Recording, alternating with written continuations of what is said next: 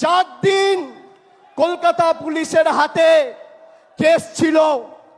10, 11, 12 তারিখ 12, 13, 14 তারিখ মহামান্য কলকাতা হাইকোর্ট সিবিআই এর কাছে কেস ট্রান্সফার করে।